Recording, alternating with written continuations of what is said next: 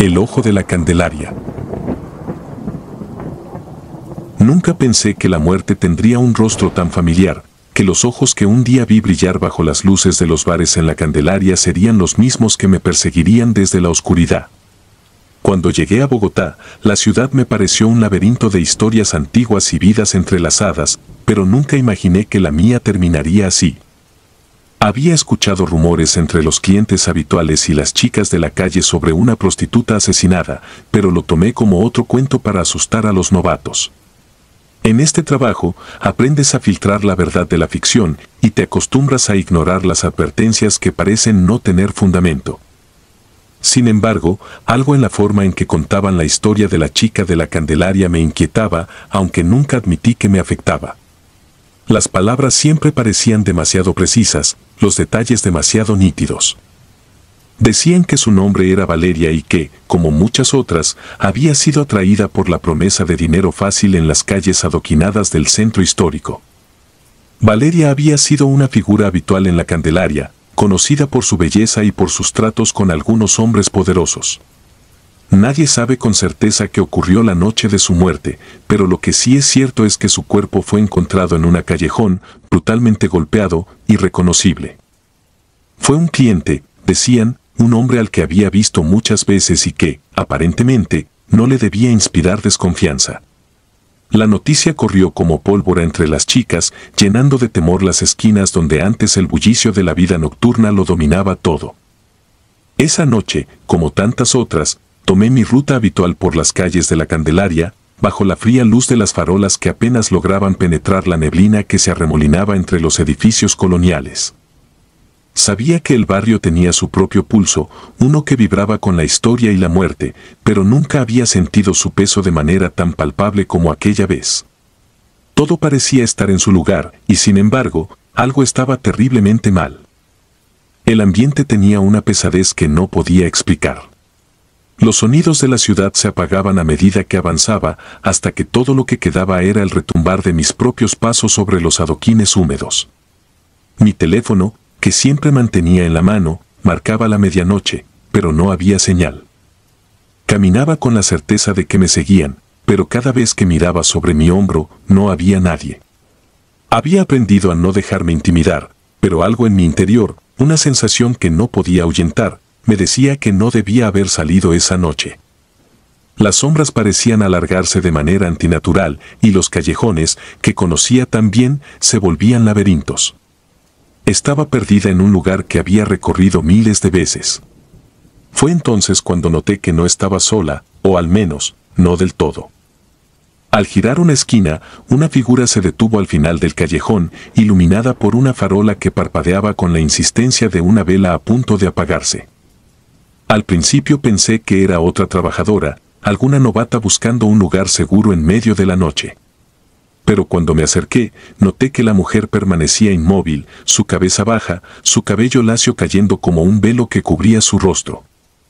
Vestía un vestido blanco, como aquellos que se usan en las noches de verano, pero estaba completamente fuera de lugar en la fría noche bogotana. Me detuve, sin saber exactamente por qué, pero algo en la forma en que la luz caía sobre ella me hizo sentir un pánico repentino. Traté de alejarme, pero mis piernas parecían no obedecerme. La mujer levantó la cabeza lentamente, revelando un rostro que nunca olvidaré. No era tanto su aspecto, sino la forma en que sus ojos, vacíos pero llenos de una acusación silenciosa, se clavaron en los míos. No había duda en mi mente, estaba mirando a Valeria.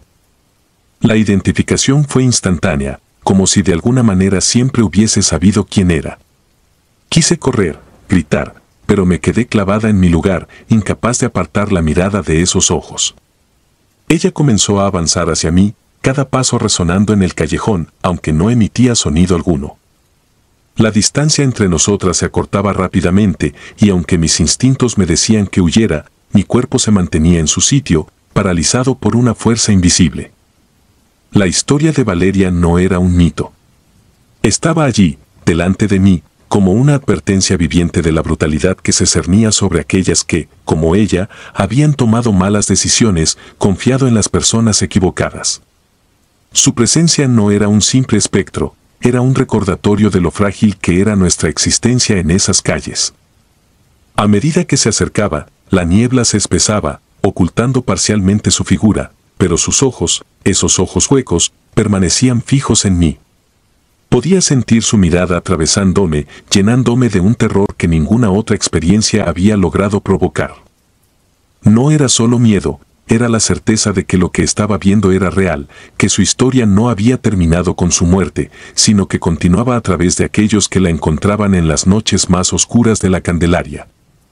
Finalmente, mi cuerpo reaccionó y logré moverme, retrocediendo mientras la figura de Valeria se desvanecía en la niebla, pero la sensación de su presencia no se fue.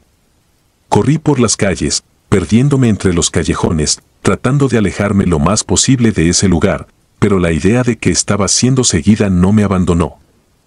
Las luces de las farolas parecían bailar a mi alrededor y el frío de la noche se hizo insoportable, como si la propia ciudad estuviera empujándome a su interior, a su corazón oscuro y cruel.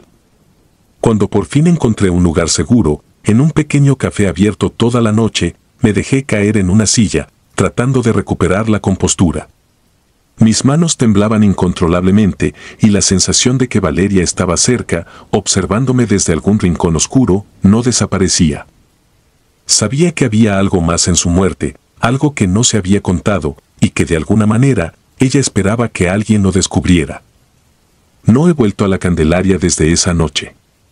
Las calles que solían ser mi hogar ahora son un recordatorio constante de lo que vi, de lo que experimenté. No sé qué quería Valeria de mí, si su aparición fue un accidente o si había algo que debía hacer por ella, pero lo cierto es que no he podido olvidarla. Las noches ya no son lo que solían ser. El simple sonido del viento entre los árboles me hace recordar esos ojos vacíos, ese rostro que me miró desde la oscuridad. Sé que su espíritu sigue vagando por la Candelaria, buscando justicia o venganza, o quizás simplemente alguien que la escuche, que cuente su historia de manera que nunca más sea olvidada. A veces, me pregunto si alguna vez estaré en paz. Las imágenes de esa noche se repiten una y otra vez en mi mente, y no importa cuánto trate de convencerme de que fue solo un espejismo, una alucinación provocada por el cansancio o el miedo, algo en mi interior me dice que no. Que Valeria es real y que su historia aún no ha terminado. Cada vez que cierro los ojos, la veo, esperando en las sombras, aguardando el momento en que alguien más la encuentre en esas calles antiguas y la historia comience de nuevo. Desde entonces, he dejado de caminar por esas calles, pero la ciudad, con su eterna memoria, no me deja olvidarla. Valeria se ha convertido en una parte de mí, en un espectro que llevo dentro, recordándome que hay historias que no pueden ser enterradas, que los fantasmas de nuestro pasado siempre encuentran la manera de regresar. Exigiendo ser vistos, ser reconocidos. La Candelaria sigue igual, o eso me han dicho. Las mismas calles, los mismos edificios, pero ahora con un nuevo susurro en el viento, el de una mujer que nunca encontró justicia. Y cada vez que paso cerca, aunque nunca más he vuelto a entrar, siento esa mirada, esos ojos vacíos, fijos en mí, esperando que cumpla con la promesa que nunca hice, pero que de alguna manera estoy obligada a cumplir. Tal vez un día lo haré, pero por ahora, solo queda esperar que alguien más se cruce con ella, que alguien más vea lo que yo vi, y sepa que Valeria sigue allí, en las sombras de la Candelaria, esperando. Las muñecas de la Posada San Felipe. Hace un par de años, me encontraba en Quito, una ciudad que, con sus calles adoquinadas y su arquitectura colonial, parece atrapada en el tiempo. La ciudad tiene un encanto sombrío, especialmente al caer la noche, cuando las sombras se alargan y los callejones estrechos parecen esconder secretos que nunca deberían ser descubiertos. Yo era nuevo en la ciudad y como muchos antes que yo, había llegado en busca de trabajo y oportunidades. Lo que encontré fue algo que me marcaría para siempre. Había conseguido un empleo temporal en la Posada San Felipe, un lugar olvidado por el tiempo que servía como refugio para viajeros solitarios y, como descubrí más tarde, para prostitutas que necesitaban un lugar discreto para sus encuentros. La posada era una reliquia del pasado, con su fachada gastada y su interior impregnado de una humedad persistente que olía a madera vieja y humedad. Pero lo que la hacía verdaderamente única y perturbadora era la colección de muñecas de porcelana que decoraban cada rincón. Estas muñecas eran aterradoramente detalladas, con ojos que parecían seguirte donde quiera que fueras y expresiones que variaban desde la dulzura infantil hasta la frialdad más absoluta. Los rumores decían que un cliente habitual, un hombre de aspecto distinguido pero extraño, solía traerlas como regalos para las chicas que trabajaban en la posada. A cambio, ellas debían cumplir sus deseos sin cuestionar. Nadie sabía su nombre, y cuando dejó de aparecer, las muñecas comenzaron a multiplicarse inexplicablemente, como si cada nueva adquisición apareciera sin que nadie la trajera. Al principio, no le di mucha importancia. Para mí, las muñecas eran simplemente un detalle más de la macabra decoración de la posada, un capricho antiguo que no tenía nada que ver con la vida real. Pero todo cambió cuando comenzaron los asesinatos. La primera en morir fue Lucía, una joven que había llegado hace poco a la ciudad, tan nueva como yo.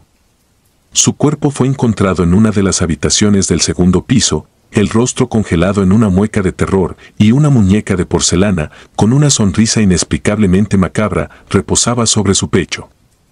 No hubo signos de violencia, el médico forense dictaminó que había muerto de un paro cardíaco, pero nadie creyó que fuera algo tan simple.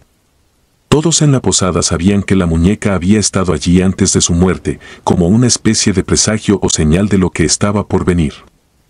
Después de Lucía, siguieron otras dos chicas, María y Sofía. Ambas murieron de la misma manera, con una muñeca descansando a su lado, observándolas con sus ojos vacíos. La policía investigó, pero no encontraron nada fuera de lo común, al menos nada que pudiera explicar las muertes. Ninguna de las chicas había mostrado signos de enfermedad o angustia, y las muñecas, aunque inquietantes, no eran más que objetos inanimados, o eso creían. Sin embargo, no todos compartían esa opinión. Una de las trabajadoras más antiguas, Marta, comenzó a contar historias sobre las muñecas, afirmando que había algo terriblemente mal con ellas. Decía que cada vez que una chica recibía una de esas muñecas, comenzaba a actuar de manera extraña, como si estuviera bajo la influencia de algo que no podía controlar. Sus compañeros de trabajo comenzaron a evitar las habitaciones donde se encontraban las muñecas, y la posada, que ya de por sí era sombría, se volvió aún más tenebrosa. Mi relación con la posada cambió drásticamente una noche, cuando, al subir al tercer piso para llevar unas toallas, noté algo fuera de lugar. La luz del pasillo titilaba débilmente, proyectando sombras erráticas sobre las paredes. Había una muñeca nueva, sentada en una silla al final del pasillo. Nunca la había visto antes. Era más pequeña que las demás, con cabello negro y un vestido de encaje blanco. Sus ojos eran de un azul profundo, casi hipnóticos. Aunque sabía que no debía tocarla, algo me empujó a acercarme. Mientras me acercaba, sentí que la atmósfera a mi alrededor se volvía densa, opresiva, como si el aire mismo estuviera impregnado de una energía oscura. La muñeca, que parecía tan pequeña y frágil a la distancia, adquirió una presencia inquietante a medida que me acercaba. Cuando finalmente estuve frente a ella, noté que algo estaba mal en su rostro. Su expresión era demasiado humana, demasiado consciente. Sus ojos, aunque inanimados, parecían poseer una profundidad que no debería haber estado allí. No sé cuánto tiempo pasé allí, mirándola, pero en algún momento me di cuenta de que estaba sudando profusamente y mi corazón latía descontrolado. La muñeca me provocaba una sensación de malestar físico que no podía explicar. Con un esfuerzo casi sobrehumano, me alejé de ella y salí corriendo del pasillo. Esa noche, no pude dormir. Cada vez que cerraba los ojos, veía esos ojos azules, observándome desde la oscuridad. Decidí que debía averiguar más sobre esas muñecas, sobre el hombre que las traía y sobre las muertes de las chicas. Me dirigí al pequeño archivo que la posada mantenía en la trastienda, un conjunto de documentos polvorientos que probablemente no habían sido tocados en años. Lo que encontré allí fue mucho más aterrador de lo que esperaba. Entre viejas facturas y registros de huéspedes, descubrí un conjunto de cartas, todas dirigidas a alguien llamado Elena. En las cartas, el remitente, que firmaba solo con una inicial, G. Hablaba de las muñecas como si tuvieran una vida propia, como si fueran más que simples objetos. Hablaba de cómo Elena debía cuidarlas y alimentarlas para mantenerlas felices, y cómo, si no lo hacía, las consecuencias serían desastrosas. Las fechas de las cartas coincidían con la llegada de las primeras muñecas a la posada.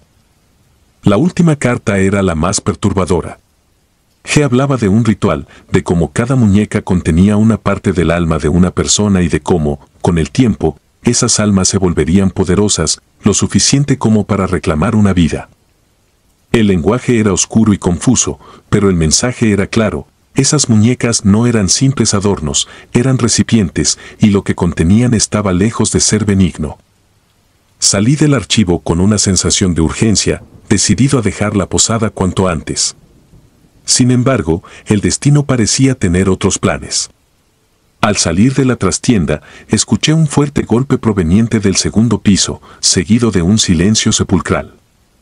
Mi primer instinto fue ignorarlo y salir corriendo, pero la curiosidad, o tal vez la desesperación, me empujó a subir las escaleras. Lo que encontré en la habitación 206 me heló la sangre. En el suelo, rodeada de fragmentos de porcelana rota, yacía el cuerpo de Marta. Una muñeca, o lo que quedaba de ella, estaba dispersa a su alrededor. Pero lo peor no era eso. Lo peor era el rostro de Marta, que mostraba una mezcla de horror y sufrimiento que nunca antes había visto en una persona viva. No había señales de lucha, pero el miedo en su expresión era palpable. No había nadie más en la posada.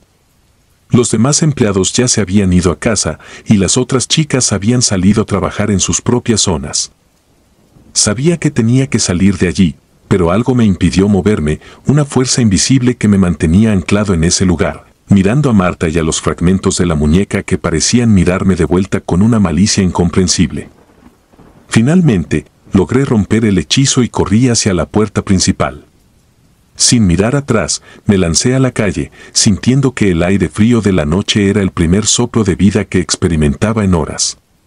No volví a la posada San Felipe, ni siquiera para recoger mis cosas. Sabía que, si lo hacía, no saldría de allí con vida. Los días siguientes estuvieron envueltos en un estado de confusión y paranoia. La policía investigó la muerte de Marta, pero no encontraron nada inusual. Todo apuntaba a un simple accidente, aunque yo sabía que no era así.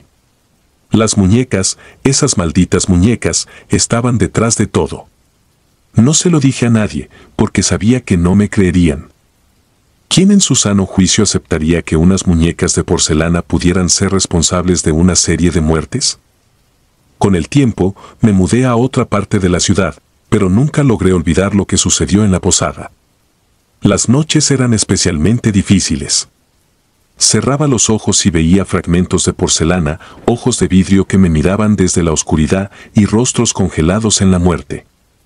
Una noche, varios meses después de dejar la posada, recibí una llamada. Era de uno de los antiguos empleados, un hombre mayor que había trabajado allí por décadas. Me dijo que había encontrado algo que yo debería ver. Dudé, pero al final, mi curiosidad venció al miedo y decidí encontrarme con él en un café del centro. Lo que me mostró fue la última pieza del rompecabezas. Era otra carta, una que nunca había sido enviada. En ella, G mencionaba que las muñecas necesitaban más sacrificios para mantenerse activas, que su poder estaba creciendo y que pronto podrían moverse por sí mismas. La carta terminaba con una advertencia: si alguna vez sientes que te observan, no te vuelvas. Las muñecas nunca descansan. Esa fue la última vez que tuve contacto con alguien de la posada. No sé qué pasó con el hombre que me entregó la carta, pero un par de semanas después escuché que había desaparecido. Desde entonces, he tratado de seguir adelante con mi vida, pero algo me dice que las muñecas no han terminado conmigo. A veces, al caminar por las calles de Quito, siento que me siguen, que están esperando el momento adecuado para reclamarme, tal como lo hicieron con Lucía, María, Sofía y Marta. Y aunque trato de convencerme de que es solo paranoia, no puedo evitar mirar por encima del hombro, esperando ver esos ojos de porcelana, siempre vigilantes, siempre esperando. Las muñecas de la posada San Felipe nunca descansan. Y aunque he intentado escapar de su presencia, sé que es solo cuestión de tiempo antes de que me encuentren de nuevo. El llamado de la garita. San José es una ciudad que despierta con la primera luz del día, pero es al caer la noche cuando sus secretos más oscuros se arrastran desde los rincones olvidados.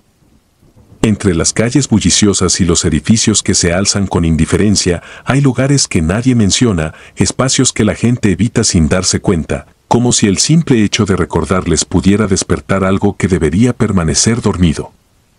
Uno de esos lugares es la vieja garita en la esquina de la calle 12, cerca del Parque Central. Construida décadas atrás, la garita fue en su tiempo un pequeño puesto de vigilancia, un refugio para los agentes de la policía que patrullaban la zona. Con el tiempo, su propósito se desvaneció junto con la pintura que cubría sus paredes, y lo que alguna vez fue un símbolo de seguridad se convirtió en un vestigio abandonado, apenas visible entre las sombras de los árboles circundantes. No es raro que en San José, como en muchas otras ciudades, los espacios abandonados adquieran una vida propia, una historia no escrita que se transmite en murmullos y miradas esquivas. Y la garita de la calle 12 no era la excepción. La historia que se contaba entre las prostitutas que trabajaban en los alrededores era conocida por todas, aunque pocas se atrevían a hablar de ella abiertamente. Hace algunos años, una mujer joven, de nombre Rosa, solía caminar por esa calle. Como muchas otras, trabajaba en las noches, buscando sobrevivir en una ciudad que rara vez ofrecía algo más que indiferencia. Rosa era conocida por su dulzura, una rareza en su oficio. Tenía una sonrisa que, según decían, podía iluminar hasta la noche más oscura, aunque aquellos que la conocían bien sabían que su vida no era fácil. Fue en una de esas noches, mientras el frío se asentaba sobre la ciudad, que Rosa cruzó su destino con un agente de policía, un hombre cuyo nombre se había perdido en el tiempo, pero cuyo rostro nunca fue olvidado por quienes vivieron para contarlo. El agente era conocido por su brutalidad, un hombre corrupto que utilizaba su posición para someter a los más vulnerables. Rosa fue una de sus víctimas, pero a diferencia de otras, no vivió para contar su historia. La encontraron al amanecer, en la garita abandonada, su cuerpo frío y sin vida, con signos de una violencia indescriptible. El caso se cerró rápidamente, el culpable nunca fue encontrado, y Rosa fue sepultada en el olvido, como tantos otros en la ciudad. Pero la garita no olvidó. Poco después de su muerte, comenzaron a suceder cosas extrañas. Los transeúntes que pasaban cerca en las noches más silenciosas reportaban una sensación inexplicable de inquietud, como si alguien los estuviera observando. Algunos decían que habían visto una figura femenina cerca de la garita, una silueta apenas visible en la penumbra, que desaparecía si uno se acercaba demasiado. Nadie hablaba de esto a plena luz del día, pero en las noches, cuando el viento acariciaba las calles y las luces parpadeaban con una intensidad incierta, los rumores volvían a surgir, envolviendo la garita en un aura de misterio. Luis, un hombre que trabajaba como vigilante nocturno en un edificio cercano, había escuchado esas historias. No era alguien que creyera en fantasmas o en lo sobrenatural, pero algo en la garita siempre le había resultado perturbador. Su trabajo lo obligaba a pasar cerca de ese lugar varias veces por noche, y aunque nunca había visto nada extraño, no podía evitar sentir que algo no estaba bien. Una noche, mientras hacía su ronda habitual, Luis notó algo diferente. La garita, que normalmente permanecía sumida en la oscuridad, parecía brillar con una tenue luz. Se detuvo, tratando de entender lo que estaba viendo. La luz no provenía de una lámpara o de algún reflejo, era más bien un resplandor que parecía emanar desde el interior, como si las paredes mismas estuvieran cargadas de una energía desconocida. Intrigado y algo asustado, Luis decidió acercarse. Mientras lo hacía, el aire a su alrededor se volvió pesado, como si una presencia invisible lo envolviera. Al llegar a la puerta de la garita, la luz se desvaneció de repente, dejándolo en la oscuridad. El silencio era absoluto, y por un momento, Luis pensó en retroceder, en regresar a su rutina y olvidar lo que había visto. Pero algo lo detuvo, una fuerza que no pudo identificar, una necesidad de saber. Entró en la garita, que estaba sorprendentemente bien conservada por dentro, a pesar de los años de abandono. Las paredes estaban cubiertas de grafitis, y en el suelo, esparcidos entre la basura, había restos de periódicos viejos y latas oxidadas. Pero lo que llamó su atención fue un espejo roto, colgado precariamente en una de las paredes. El espejo parecía antiguo, con un marco de madera que una vez debió haber sido lujoso. Luis se acercó, examinando su reflejo distorsionado en los fragmentos de vidrio. Fue entonces cuando sintió una presencia detrás de él. No había oído pasos ni visto movimiento, pero sabía, sin lugar a dudas, que no estaba solo. Lentamente, levantó la mirada hacia el espejo, y lo que vio lo dejó sin aliento. A través de las grietas del vidrio, pudo distinguir una figura que no era la suya. Era una mujer, su rostro pálido y sus ojos llenos de tristeza. Luis reconoció a Rosa, aunque nunca la había conocido en vida. Sabía, por las historias, que era ella. El tiempo pareció detenerse mientras observaba la figura en el espejo. No había sonido, solo la presencia opresiva de la mujer detrás de él. Luis intentó moverse, pero sus piernas no respondían. La figura levantó una mano, como si estuviera señalando algo, y fue en ese momento que la luz volvió a aparecer, esta vez más brillante, envolviendo toda la garita en un resplandor cegador. Cuando la luz se desvaneció, Luis se encontró fuera de la garita, respirando con dificultad. No sabía cómo había salido, ni cuánto tiempo había pasado. La sensación de pesadez en el aire había desaparecido, pero el miedo seguía aferrado a su pecho. Se giró para mirar la garita una vez más, pero todo parecía normal. Sin embargo, en lo más profundo de su ser, sabía que algo había cambiado. Desde esa noche, Luis evitó la garita. No mencionó lo que había visto a nadie, temiendo ser tomado por loco, pero el recuerdo de aquella figura en el espejo lo perseguía constantemente. Comenzó a sufrir de insomnio y cada vez que cerraba los ojos, veía a Rosa, pidiendo ayuda, atrapada en un ciclo interminable de dolor y sufrimiento. Mientras tanto, las historias sobre la garita se multiplicaron. Se decía que Rosa aparecía cada vez con más frecuencia, que su espíritu estaba cada vez más inquieto, buscando a alguien que pudiera liberarla de su tormento. Algunos aseguraban que había comenzado a llamar a los transeúntes, que se escuchaba su voz en las noches más oscuras, rogando por ayuda, por un acto de misericordia que pudiera poner fin a su sufrimiento eterno. Luis sabía que no podía ignorar lo que había visto. No era un hombre valiente, pero tampoco podía vivir con el peso de lo que había experimentado. Finalmente, decidió regresar a la garita una última vez, con la esperanza de encontrar una manera de ayudar a Rosa, de liberarla de la prisión en la que su alma había quedado atrapada. Era una noche fría cuando Luis se dirigió a la garita, armado solo con una linterna y una determinación silenciosa. El parque estaba desierto y las luces de la ciudad parecían más tenues que de costumbre, como si la oscuridad se extendiera con una vida propia. Al llegar a la garita, el mismo resplandor que había visto antes lo recibió, pero esta vez, Luis no sintió miedo, solo una profunda tristeza. Entró en la garita y se dirigió directamente al espejo. La figura de Rosa ya estaba allí, esperándolo, sus ojos tristes fijos en él. Luis sintió una conexión inexplicable con ella, un lazo que trascendía el tiempo y el espacio. Sabía que no podía irse sin hacer algo, pero no tenía idea de qué.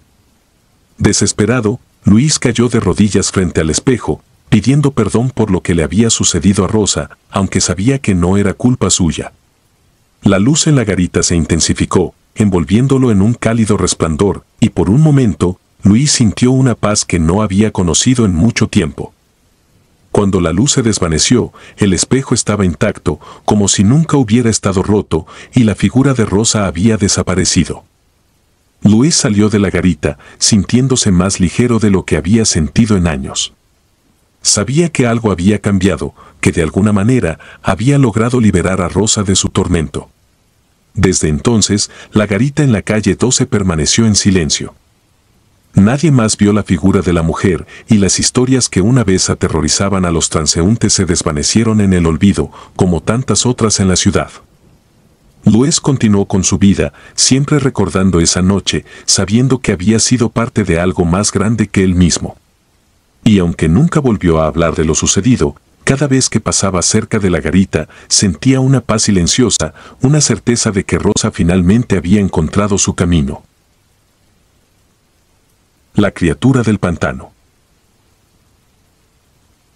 La noche en que Patricia desapareció, Managua estaba cubierta por un manto de lluvia interminable, un diluvio que había comenzado al atardecer y no mostraba señales de detenerse. El agua corría por las calles, formando pequeños ríos que arrastraban la suciedad de la ciudad hacia los rincones más oscuros, hacia las zonas que pocos se atrevían a visitar. Entre esos lugares estaba el pantano de Tipitapa, un terreno traicionero y olvidado por la mayoría, pero bien conocido por aquellos que, como Patricia, habían aprendido a buscar la vida en las sombras de la sociedad. Patricia había llegado a Managua apenas unos meses antes, huyendo de un pasado que nunca compartió con nadie. Las calles de la capital nicaragüense eran duras, y ella lo sabía, pero también había descubierto que con determinación se podía sobrevivir. Había encontrado un pequeño grupo de trabajadoras que, como ella, hacían lo necesario para ganarse la vida. Trabajaban juntas, cuidándose mutuamente lo mejor que podían, conscientes de que la ciudad podía ser cruel con aquellas que no tenían a nadie más. Esa noche, mientras la lluvia golpeaba las ventanas de la pequeña pensión donde vivía, Patricia recibió un mensaje que la hizo dudar. Un cliente, alguien nuevo, la había contactado con una oferta tentadora. El hombre quería encontrarse con ella en las afueras de la ciudad, cerca del pantano. Ofrecía una suma considerable, más de lo que Patricia había visto en semanas, pero la ubicación le daba mala espina. Sabía que el pantano era un lugar peligroso, no solo por su terreno traicionero, sino también por las historias que se contaban entre las chicas. Decían que el pantano no solo guardaba los cuerpos de aquellos que no querían ser encontrados, sino también algo más, algo que prefería dejar sin nombre. A pesar de sus dudas, la necesidad la empujó a aceptar el trabajo. Sabía que no podía darse el lujo de rechazar una oportunidad así.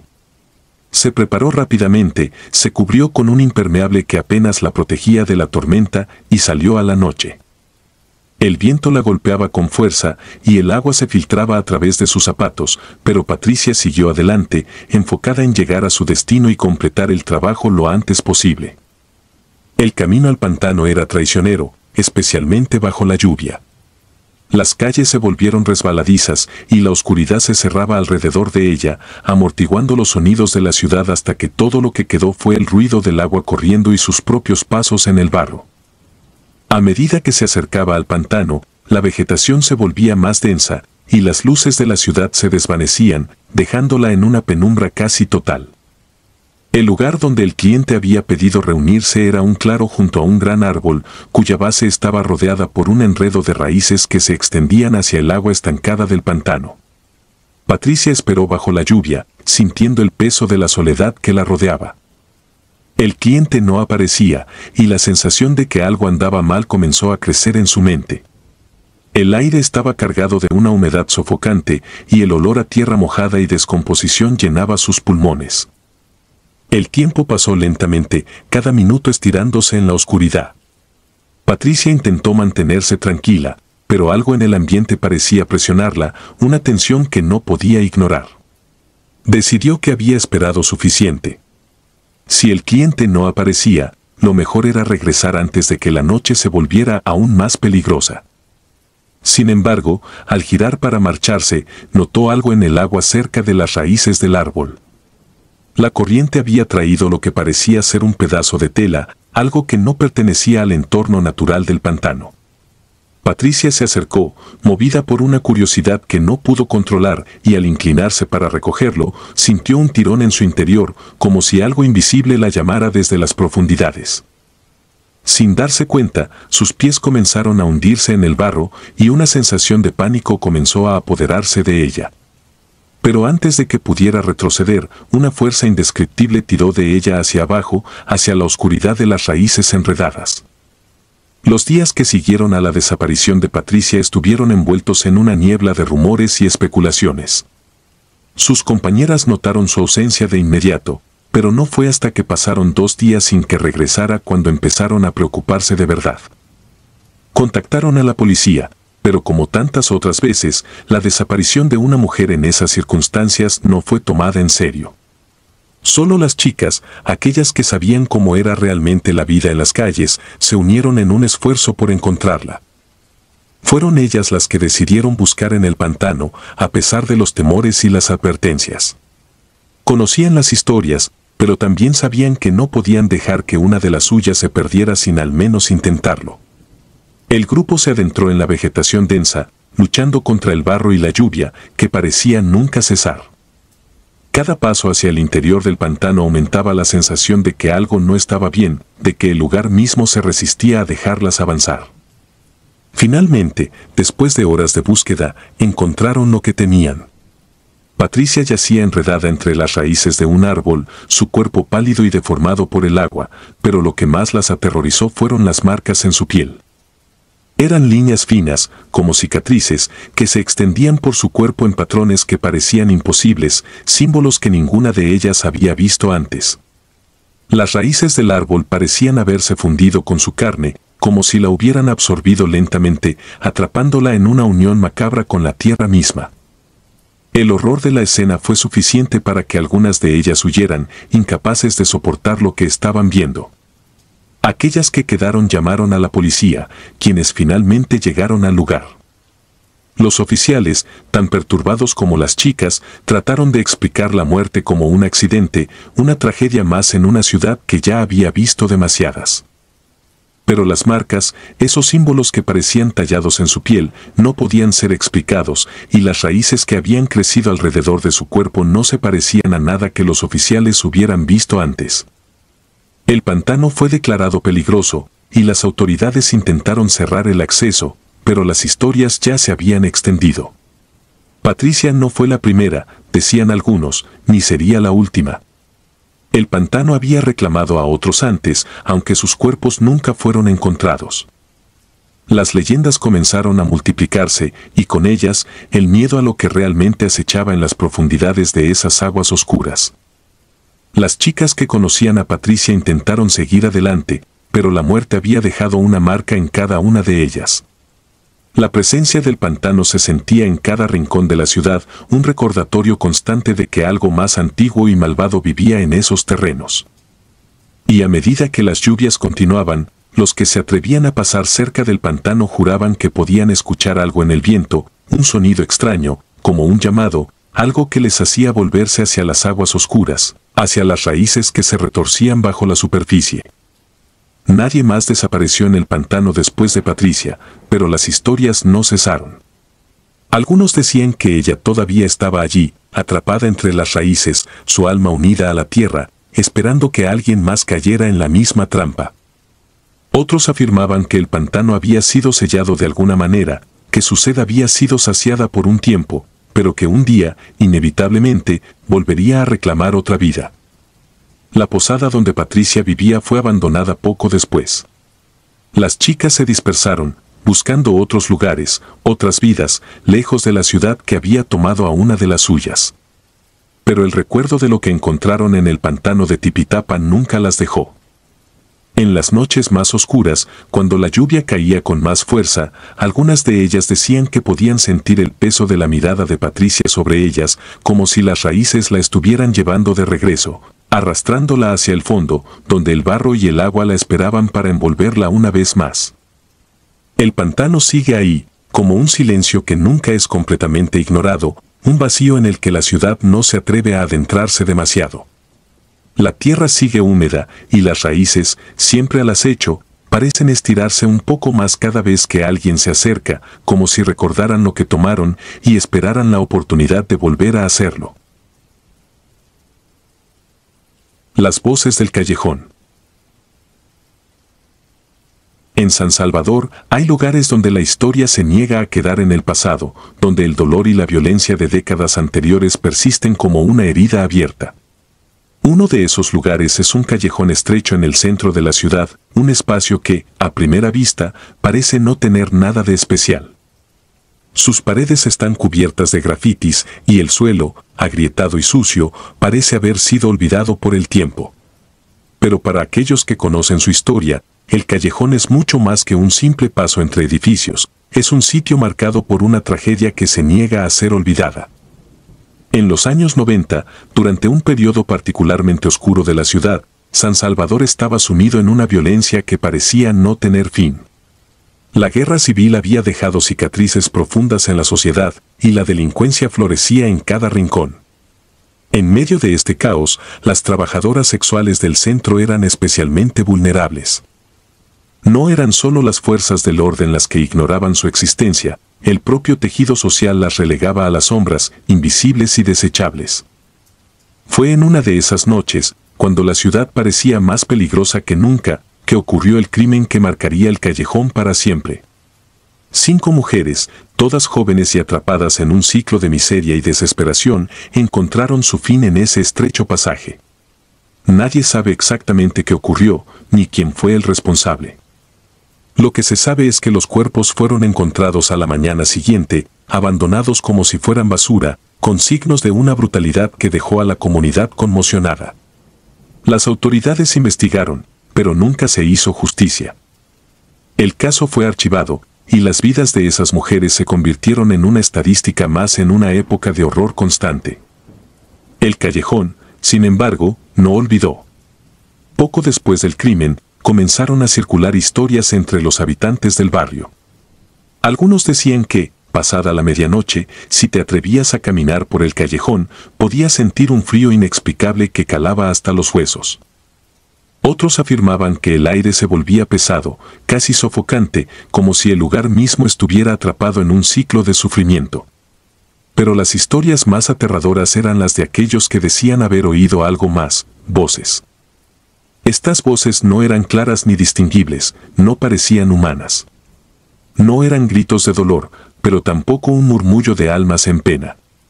Eran sonidos que se mezclaban con la brisa nocturna, creando un coro que no debía existir, un lamento que se filtraba en la conciencia de quienes pasaban por allí, dejando una marca indeleble en su memoria. Uno de esos testigos fue Roberto, un hombre de unos 40 años que trabajaba como guardia de seguridad en un edificio cercano. Su turno comenzaba a las 11 de la noche y terminaba al amanecer. Cada noche debía recorrer las calles cercanas como parte de su rutina y el callejón siempre era parte de su recorrido. Al principio, no le dio mucha importancia a las historias. Después de todo, había oído muchas cosas durante su vida y nada de eso había sido real. Pero a medida que pasaban los días, comenzó a notar que algo extraño ocurría cuando se acercaba al callejón.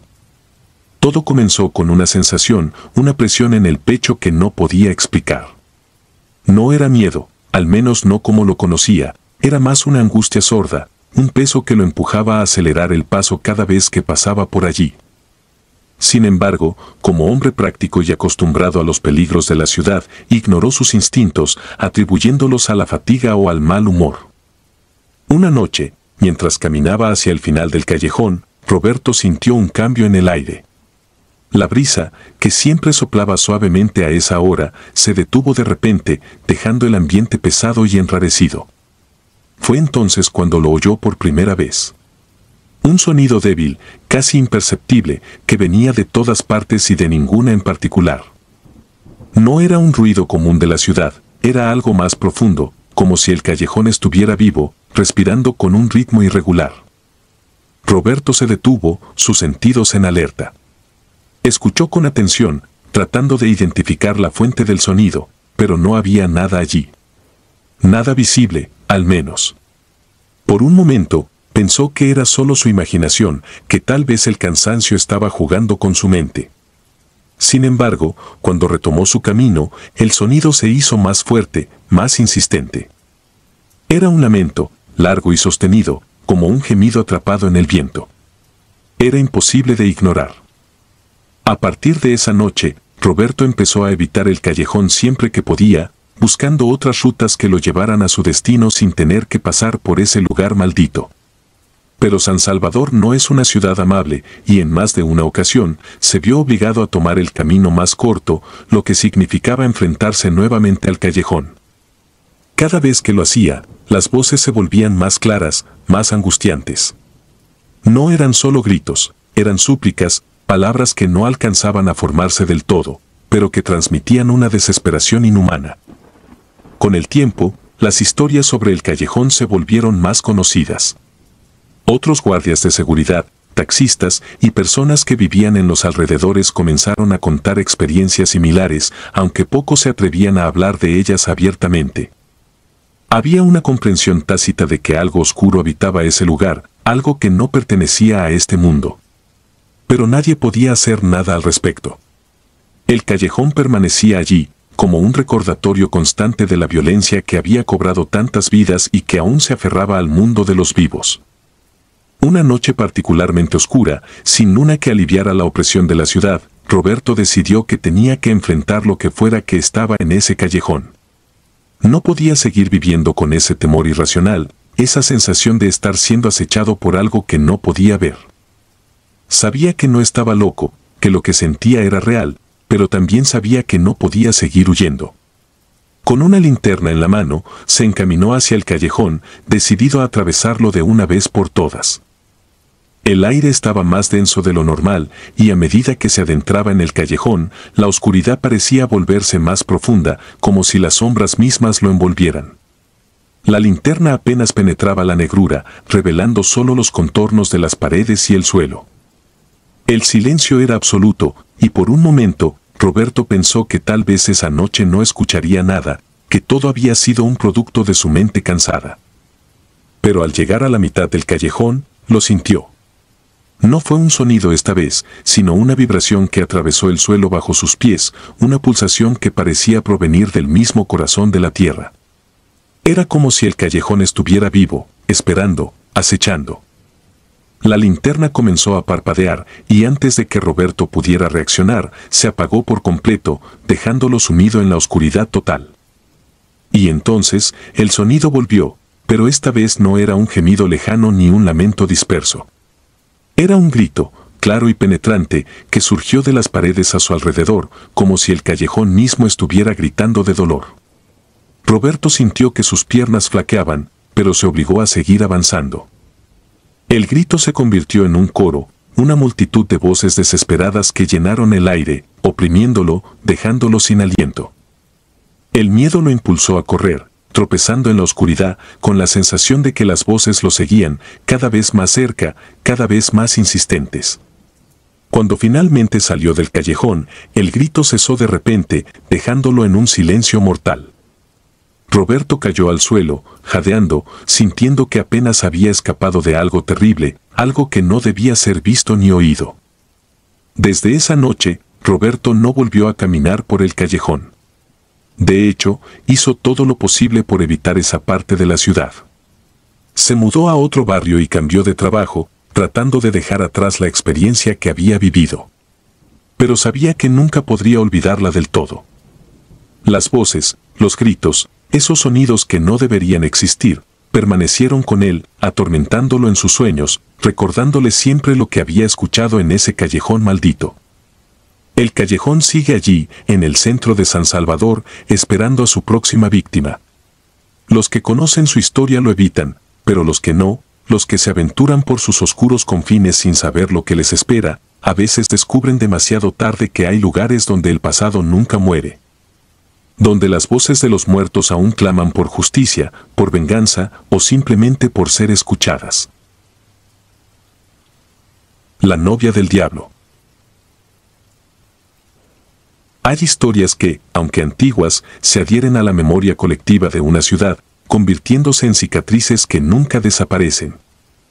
En Caracas, donde la historia se mezcla con la leyenda en cada rincón, existe una historia en particular que ha perdurado, casi como un susurro que viaja a través del tiempo, una advertencia sobre lo que ocurre cuando el miedo y la superstición dominan las mentes de las personas. Y yo, por más que he tratado de olvidarla, no he podido escapar de la sombra que proyecta. Mi nombre es Andrés, y durante gran parte de mi vida, trabajé como restaurador de edificios antiguos. Caracas es una ciudad donde lo moderno y lo colonial se entrelazan de manera caótica, y mi trabajo consistía en preservar aquellos espacios que habían resistido el paso del tiempo. Era un trabajo que amaba, porque me permitía conectar con la historia de mi ciudad, aunque también me llevaba a enfrentar cosas que preferiría no recordar. Hace unos años, recibí un encargo que, desde el principio, me hizo sentir incómodo. Se trataba de una vieja casona en el centro de Caracas, un edificio que había estado abandonado durante décadas. La estructura, aunque deteriorada, aún conservaba la grandeza de tiempos pasados. Se decía que pertenecía a una familia adinerada que había caído en desgracia a principios del siglo XX y que desde entonces la casa había quedado vacía, como si algo en su interior hubiera repelido a cualquier posible ocupante. La casa tenía una historia oscura, una de esas que la gente prefiere no mencionar en voz alta. Decían que, en el siglo XIX, una mujer había sido quemada viva en ese mismo lugar, acusada de brujería y de ser la amante del diablo. La mujer, cuyo nombre era Lucía, era conocida en el barrio como una prostituta que frecuentaba a los hombres más poderosos de la ciudad. Su belleza y carisma le habían ganado enemigos, y en una época donde la ignorancia y el miedo dictaban las leyes, fue fácil para sus enemigos acusarla de herejía. La historia decía que Lucía fue capturada por una turba enfurecida y arrastrada hasta la casa, donde fue atada y quemada en el patio trasero. Nadie intervino para salvarla, y su muerte se convirtió en un espectáculo macabro para los habitantes del barrio. Desde entonces, la casa había sido evitada, y aunque pocos hablaban de ella, su presencia era un recordatorio constante de lo que había ocurrido. Mi tarea era restaurar la casona, devolverle su antiguo esplendor para que pudiera ser vendida. Desde el principio, el lugar me dio una mala impresión. No era solo su estado de abandono, sino algo más profundo, una sensación de que la casa misma estaba viva de alguna manera, como si hubiera absorbido el dolor y la rabia de la tragedia que había presenciado. Los primeros días de trabajo fueron relativamente normales, aunque me costaba concentrarme. Había algo en el ambiente, una pesadez que no podía sacudir, como si el aire estuviera cargado de una energía invisible. Me convencí a mí mismo de que era simplemente mi imaginación, influenciada por las historias que había oído, y me obligué a seguir adelante. Sin embargo, las cosas empezaron a cambiar cuando comencé a trabajar en el patio trasero, el lugar donde Lucía había sido ejecutada. El suelo estaba cubierto de malas hierbas, y las paredes de la casa mostraban marcas de quemaduras antiguas, como si el fuego que la había consumido hubiera dejado una huella imborrable en la estructura. A medida que limpiaba el área, descubrí algo que me hizo detenerme. Bajo una capa de tierra y escombros, encontré restos de lo que parecía ser un círculo de piedras, colocadas en un patrón que no reconocí. Las piedras estaban frías al tacto, más frías de lo que deberían estar, considerando el calor del día. No podía sacarme de la cabeza la imagen de Lucía, la mujer que había sido sacrificada en ese lugar. Traté de ignorar lo que había encontrado, de racionalizarlo como un simple arreglo decorativo de alguna época pasada, pero algo en mí sabía que no era así. No mencioné nada a mis superiores, pues temía que me consideraran supersticioso o, peor aún, incompetente. A medida que avanzaba el trabajo, comencé a notar cosas extrañas en la casa. A veces, al llegar por la mañana, encontraba herramientas movidas de su lugar, aunque sabía que las había dejado ordenadas la noche anterior. En otras ocasiones, sentía una presencia a mi alrededor, como si alguien estuviera observándome, pero nunca había nadie allí. Cada vez que intentaba explicarlo, me decía que estaba cansado, que las largas horas y la soledad estaban jugando con mi mente. Una tarde, mientras trabajaba en la restauración de una de las habitaciones principales, ocurrió algo que me dejó helado. Estaba limpiando una pared cubierta de moho cuando noté que una parte de la pintura se estaba despegando. Al acercarme para examinarla, vi que debajo de la pintura había algo más, una inscripción tallada en la madera. Con cuidado, comencé a retirar la pintura y el moho hasta revelar lo que estaba oculto. Era un símbolo, un diseño intrincado que no reconocí de inmediato, pero que me hizo retroceder instintivamente. El símbolo me resultaba familiar, aunque no podía recordar dónde lo había visto antes. Era una especie de sello, algo que parecía antiguo y ritualista. Sin poder evitarlo, pensé en Lucía y en las acusaciones que habían llevado a su muerte. ¿Era posible que el símbolo tuviera algo que ver con ella? Traté de apartar esos pensamientos de mi mente y continuar con mi trabajo, pero la sensación de inquietud creció dentro de mí. Esa noche, mientras intentaba dormir, no podía dejar de pensar en la casa. El símbolo seguía apareciendo en mi mente, y cuanto más lo visualizaba, más seguro estaba de que había visto algo similar en algún libro o documento antiguo.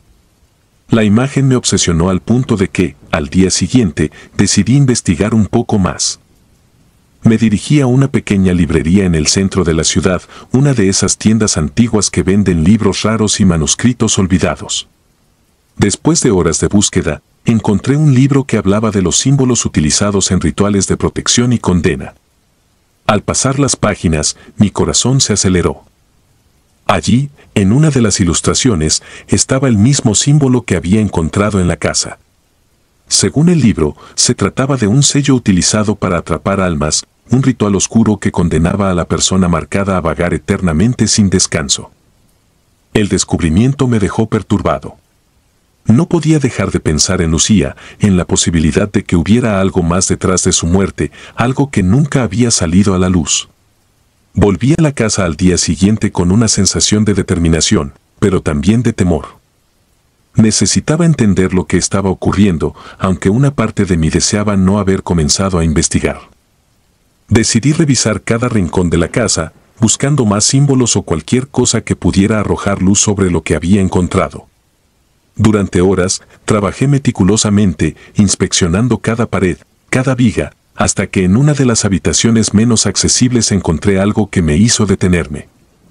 Era un pequeño compartimento oculto en el suelo, cubierto por una tabla suelta. Al abrirlo, encontré un conjunto de objetos envueltos en tela vieja, un cuchillo oxidado, un pequeño libro con páginas llenas de símbolos y anotaciones, y un mechón de cabello oscuro, atado con un hilo rojo. La visión de esos objetos me causó un malestar profundo. Sabía que lo que había encontrado estaba relacionado con la muerte de Lucía, pero no podía comprender exactamente cómo. El libro, aunque estaba en mal estado, contenía referencias a rituales que nunca había visto antes, textos escritos en un idioma antiguo que no entendía. Pero las imágenes eran claras, círculos de piedras, sacrificios y lo que parecía ser una condena escrita en la misma mano que el símbolo en la pared. Salí de la casa esa noche con una sensación de desesperación. No podía quedarme en Caracas, no después de lo que había encontrado. Sabía que algo oscuro y poderoso habitaba en esa casona, algo que había permanecido dormido durante años, pero que mi presencia había despertado. Abandoné el trabajo y la ciudad poco después, pero los recuerdos no me han dejado en paz.